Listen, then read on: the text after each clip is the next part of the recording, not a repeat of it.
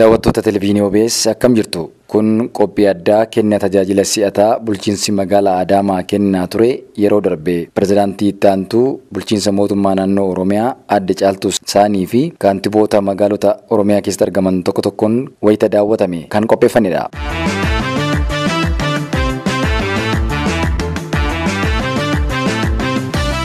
Bulchiinsa magaalaa Adaamaa keessatti waggoottan dheeraaf rakkoo hammaataa ta'uun otoo hin sirraa'iin lafarraa harkifataa kan har'a ga'ee fi miidhaginaa fi guddina magaalittiittis gufuu kan ta'e tokko dhimma babal'achuu manneen seeraan alaati. Dhimmi kun rakkoo bu'uuraa fi kan waggaa dheeraa ta'uu hubatamee hooggansi magaalaa Adaamaa hirmaannaa hawaasaatiin manneen seeraan alaa waggoottan 20f utuu seera qabeessa hin ta'in turan jiraattotaaf qooduun seera qabeessa akka ta'an taasisee jira. Kan jiraannu biyyee keessa namni osoo hin biyyee keessa jiraata. Amma biyyee kana keessaa baanee qorqoorroo madhiisanii bolokeettan ijaarannee har'a karaa isin argitan kana nuu bahee galata keessaniif galata waaqatiin galatoomaa jennaa. Manneen kaartaa hin qabne seeraan ala ijaaramanii jiran waggaa dheeraaf turan kana hirmaannaa hawaasaa fi hojii hooggansi magaalaa Adaamaa xiyyeeffannoo kennuun hojjeteen itti milkaa'uu isaaniis himaniiru.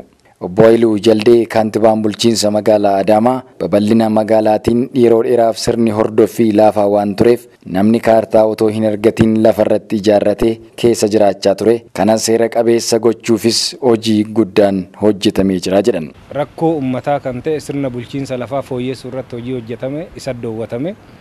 Isaan akka magaalaa Adaamaatti sochii hanga ammaa jiruun itti milkoofne jennee ilaalle hojichi ammallee nu hafa. Uummanni keenyas gammachuu akka qabu yeroo gargara irra deebinee ilaallee jira.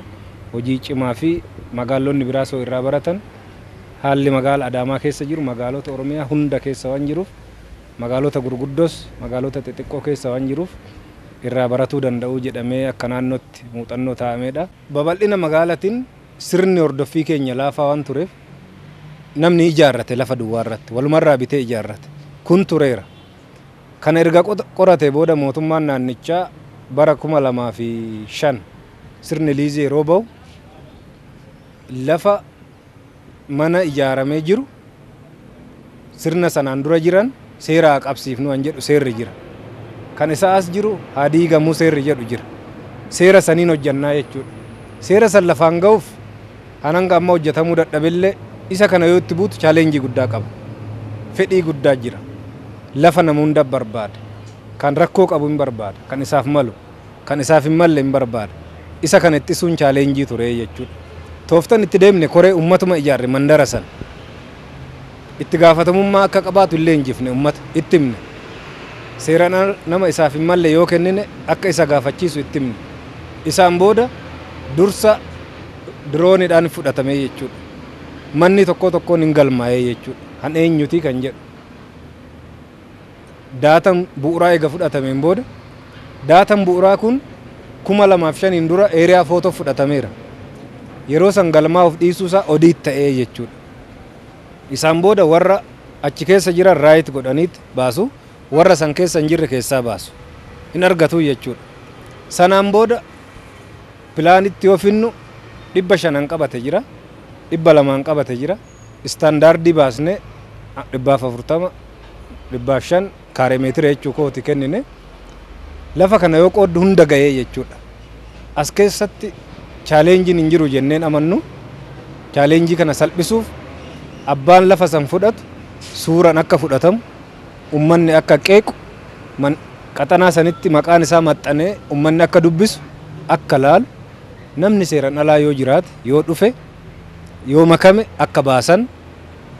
Sababiin isaa dogoggora yoo argine hunda duubatti deebisnaa waan jenneef hunda miidhaa waan jenneef. Hojiin manneen seeraan alaa kanneen seera qabeessa taasisuu wayita hojjetamu of eeggannoo cimaan ogeessa irratti hirmaachisuun kan hojjetame ta'us obbo Haayiluun himanii jiru. Ogeessa irratti sirriitti mariidhaan waan itti galleef qorannoo gadi fageenya qabuun hojjetaa gandarraa qabee hanga oliitti guyyaa hedduu waan mari'anneef Adaamaa Yuunivarsiitii galchine jechuudha. Qophii gahaa waan gooneef imimmaan uummata keenyaa haa xaragnu nu ga'a. Warri dogoggorres uummanni dhiifama nuuf haa godhu haa hojjennu. Dubbiin osoo hin taane hojjennee uummata haa kiifnu. Jenneet hojjetaa irratti hojjenne. Hojjetaan hamma danda'ameen qulqullummaan akka hojjetu. Warra rakkoo qabu immoo kan hiines jira jechuudha as keessatti tarkaaffii fudhachaa amansiisaa uummanni akka hirmaatu gochaa deemne hojiin kun hojii chaalenjii guddaa qabudha. Nama baay'eetu as keessa waan jiruuf of eeggannoo cimaas barbaada. Warri biraas akkanumatti itti galan kufuus danda'u of eeggannoo barbaada. Hordoffii barbaada. Ani guyyaa guyyaan achi dhaqeen galgala uummata waliin mari'adha. Uummanni bilisa ta'e akka yaada isaa ibsatu guyyaa kamisaa uummataaf banaadha biiroon kiyya yaada isaa hin dhiyeessu. Nama isaaf hin malle eeruu kennu koree ijaarree qulqulleessin akkanatti dhimmicha gara seeratti fiduutti dhufne inni kun qulqullummaa akka qabaatu namni waa yaadu akka sodaatu carraa uume. Kanaaf hanga ammaatti adeemsa jiruun fooyyeedha qulqullina qaba. Uummanni beekamtii eega kenne uummanni hin dogoggora jenneen amannu jechuudha.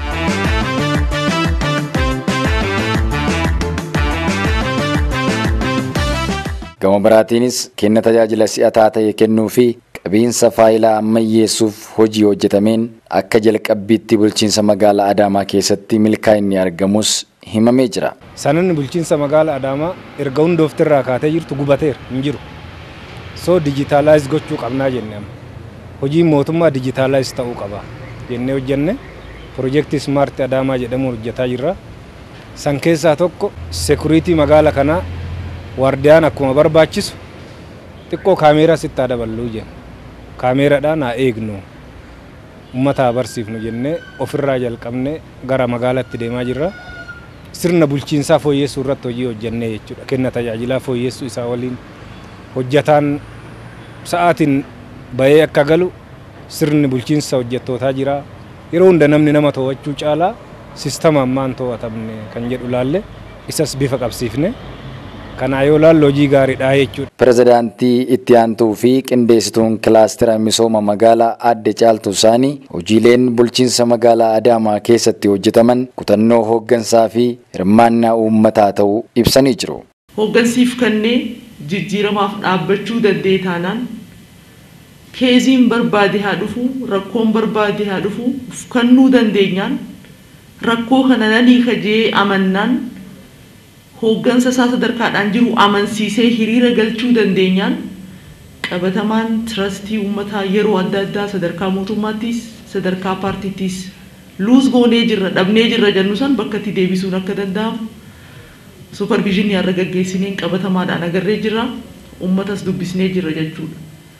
Kanaaf kwalitii hooggansaa agarree jirra hooggansi amma hojii kana gaggeessaa jirtan hojiin kun hanguma barbaade jalqabbiis haa ta'u malee trustii uummataa deebisanii ijaaruu keessatti gahee olaanaa qaba. Abdii uummataa deebisanii uummata keessatti abdiin akka horatu uummanni abdii akka qabaatu godhuu keessattis arree onaanii kabne borunaa fi kama tartiibaan je'ee yaaduu keessattis mirga uummanni mootummaa isaa hooggansa isaa argachuu deebistanii bakkatti dhaabuu keessaniifis ani galatoomaa jechuudhaan barbaada. Keessattuu bu'aan qabatamaa nama dhufee jennee ilaallu kun haalli keessa turame Adaamaan maal irra akka turte rakkoo sababa nageenyaatiin mudate sanii wajjin wal qabatee Adaamaan maal keessa akka turte ni beekna. San keessa bahamee rakkinuma san keessas tahee sadarkaa kanatti dhufuun riilii waan jajjabaachuu qabu kuni dafee cimeetti deemuu turre jiraataa sirna ta'uu turre jiraataan alatti waan nama jajjabeessuu yaada jiru kaasuu barbaadeeti. Rakkoon akka naannoottis akka biyyaattis qabnu tokko dokumenteeshiniidhaan wajjin akkaataa ragaan itti qabamu wajjin ragaa akkuma biyyaattuu qabiinsa irratti rakkoodha. Naannoos ni laallata magaalota keenya hundas laallata jennee fudhachuu dandeenya. Ragaan akkaataan itti qabamaa deemaa jiru hedduu nama jajjabeessaa kun cimee itti hubuu turre jiraata. Ragaan waa hunda waan ta'eef jechuudha. Amma kutaa magaalaa irra deemnee laallee jirra. Diigamuu isaatiin duratti erga diigamee booda waan jiru laaluu dandeenye jirra. Kun sadarkuma kanaan qabamee dokumenteeshiniin isaa cimaa yoo deeme waa hundaa olitti barsiisaadha yaada jiru waan hin qabuuf. Kunis cimee deemuu turre jiraata. Qabiinsi ragaadhaa waa hundaa olitti fooyya'aa dhufuu isaatis wanni agarree jirra jechuudha. Asumatti pirezenteeshinii kanas giddu galeessa godhannee ilaallee jirra. Kabiraa dhimma kan tajaajila uummataatiin wajjin dhimmi wal qabatu ani magaalonni keenya booda kallattiidhaan isaan tokko niin kaasa. Magaalli keenya completely kana fudhatee hojiirra oolchuu danda'uudha qaba. Opportunity hedduu carraa hedduu kana keessa jira waan ta'eef. Kanaaf kan tajaajila akkaataa riifoormii kana dura qoratame saniitiin galmaan gahuun hin danda'amne. Saniin deemamee bu'aan qabatamaan akkaataa barbaadameen dhufuu dadhabamnaan koomitmentii addaatiin kireetiivitii mataa isaaniitti dabalanii torbaanii guyyaa tokko murteeffatanii wanni barbaadees yoo dhufe hooggansi kun muratee guyyaa san hanga uummanni illee hin beekee kamisni haa dhufu jechuun kun gara biraatiin hanga mootummaan konfidensii humnaa olii horatee waan barbaade godhuu uummata akka danda'u cinaatti kompitantii qaama ta'e uummannis mirga akkasii akka qabu gara biraatiin mirguma sirna dimokiraasii mirga dimokiraasii isaanii developuu godhuu keessattis gahee qaba waan ta'eef akkuma nuti waan barbaanne godhaa turre san kamisni haa gahu jechuun mootummaa deebi'ee mootummatti dhaadachuun mirgan argadhaa waan haqa dhabeen deeffadha jedhee uummanni akka amanu taasisuun xarafni isaa eksteentiin biraa kan itti ilaalamu jiraatus ani kun waan cimaadha jedheetii ilaala waan ta'eef.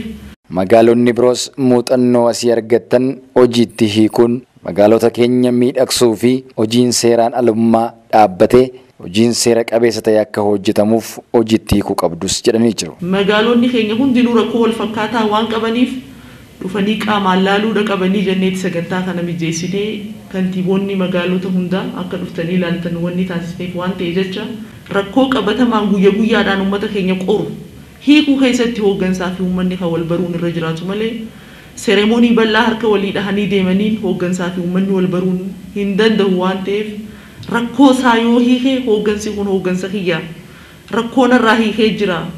Dallaalanii miti rakkoon kiyya naa hiikkatee hooggansa kiyya afaan kiyyaan itti dubbadheetiin naaf hiikkame jechuunii fi ergamaa biraa ergatanii rakkoon namaa hiikkachuun trastii uumuu keessatti gahee olaanaa waan qabuuf haala magaala isaatis hooggansi beekuudhaafis rakkoon xiqqaas haa ta'u guddaas haa ta'u as long as hooggansi hanga of kennetti sadarkaa kanatti ilaaluun hedduu barbaachisaadha.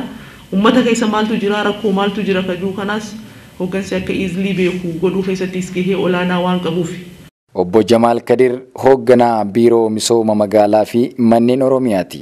Magaalonni yoo pilaaniin hoogganamuu baatan guddinni isaanii qancaraa kan adeemuu fi seera alummaan ni babal'ata waan ta'eef hojiin magaalaa Adaamaa keessatti hojjetame waan bu'uuraatii kanarraa waan guddaatu baratamaa jedhan. Magaalli yoo pilaaniidhaan hin hoogganamne guddinni isii gara fuula duraa qancaraa deema. Bareedinni magaalaan dabalu seera altummaa babal'ata amanamummaan uummanni magaala sanitti namni abbaan qabeenyaallee gara magaala sanii dhufee qabeenya isaa dhangalaasee ufis biyyas guddisuu danda'uuf rakkoo keessa gala.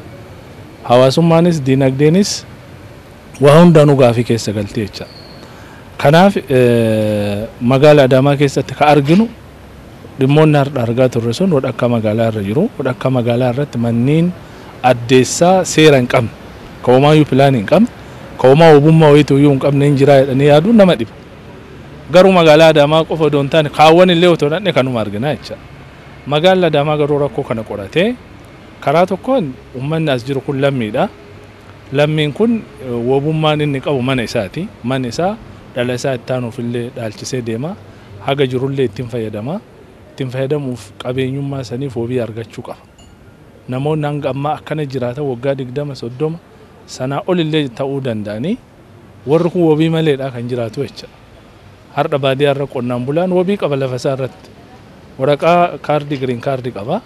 Mana isaa irratti namni dhaqee isa saamuun jiru tuquun jiru ibsaa galfachuu danda'a, bishaan galfachuu danda'a, qabsiisee waa liqeeffachuu danda'a. Wabii guddaa qaba jecha. Garuu har'a magaala baadiyyaa irratti yoo uumaan akkasii mirkanaa'u ta'uu dhufu magaala gurguddaa qabnu keessatti kun mul'achuun waan baay'ee nama rakkisaati.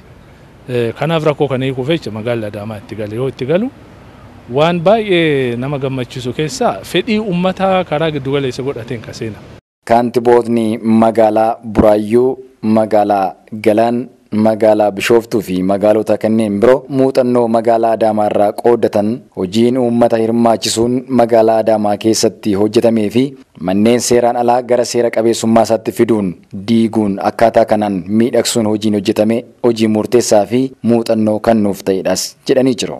Waan lama baradheen fikiyya magaalaa Adaamaa irraa tokkoffaa uummata faana keessumattuu ijaarsa seera alaa liiziin dura jennu labsii liizii 2004 dura jiru sirreessuu gubbaarratti karaa ijaaramee yaalli isaan itti galan jira. Karaa ijaaramee yoo itti galan koree adda addaa ijaaranii itti galanii jiru. Uummata faana marii gaggeessaniiti marii uummataatiin kamtu sirriidha. pilaanii wajjin immoo ogeessa achuma taa'ee pilaanii magaalaatiin kan tuqu kamii kan pilaanii magaalaa irratti miidhaan finne kan rakkoon finne kaminni kan jedhu hawaasa wajjin gadi ta'anii mari'atanis ogeessis hawaasa keessa oolee bulee hooggansis achi oolee bulee uummata faana haalli ittiin hojjetan jira kun waan gaarii tokko jechuudha jedhee fudhadha. Lammaffaa komii uummanni bifa garaagaraatiin qaba. Guyyaa fiksir godhanii murteessanii guyyaan dhimma uummataa jedhamee bakka hunda hin jira jedhee yaada.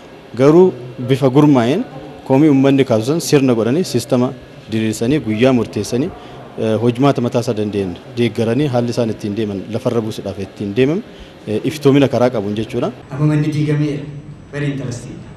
Karaan ba'ee jira very interesting. Garuu karaan sun maal ta'uu qaba amma daftanii waan biraa dura jechuudha. Waan biraa dura karaan babbareedaan bakka sanitti hojjetamuu qaba. Maaliif? Wanni karaan babbareedaan dafee bakka sanitti hojjetamuu qabuu fi baga mana kana diinee baga diine akka inni jedhuu fi kan biraa immoo arraan tana nuutu diigaa jedhee mariisisaa jira. Koottaa nuu diigaa jedhee gaafii godhuu qabnaa jechuudha. Koottaa nuu diigaa safara san dhufa keessaa jedhee akka kan biraa ka'u gochuu danda'utu nurra jira. Zeerfoor eega diine haayilii dafnee dura bakka sana goonee karaa sana dafnee biyyee sana xaraynee karaa bareedaa bakka sana qubachiisuu qabna jechuudha. Obbo Haayiluu Jaldee kaantibaan bulchiinsa magaalaa Adaamaa dhumarratti hirmaannaa hawaasaa ilaalchisee tooftaa ittiin milkaa'an wayita ibsan akkas jedhan. Hojii hirmaannaa uummataa barana tooftan itti deemne maaliif maallaqatti kaannaa kan jedhu hojicha hojjetamu abbaan kamuu hojjetu hojicha barbaannee gata'e hojii haa kenninuufi jennee kaabinee magaalaatiin murteessine isa uummataaf dhiyeessine gara piroojeektii 20 qorannee miliyoona miilli 130 ta'a. Walitti hidhaamu qarshii waliin gara miliyoona 200 ta'a qorannee dhiyeessine kan eegne ol piroojeektii 20 gaheera kan uummanni ijaaraa jiru. Piroojeektiin tokko 500,000 xiqqaan inni guddaan miliyoona 11 nama tokkoon hojjetamu nama lamaan kan hojjetamu. Daawwattoota keenya qophii addaa daawwannaa pirezidaantii Ittaantuu bulchiinsa mootummaa naannoo Oromiyaa fi qindeessituu kilaastera misooma magaalaa Aadde Caaltuu Saaniitiin durfamu kaantiboota magaalaalee Oromiyaa keessatti argaman tokko tokko waliin hojii kenna tajaajila si'ataa bulchiinsa magaalaa Adaamaa keessatti hojjetamaa jiru daawwatee qophii irratti kan qopheeffanne kanumaan xumurra.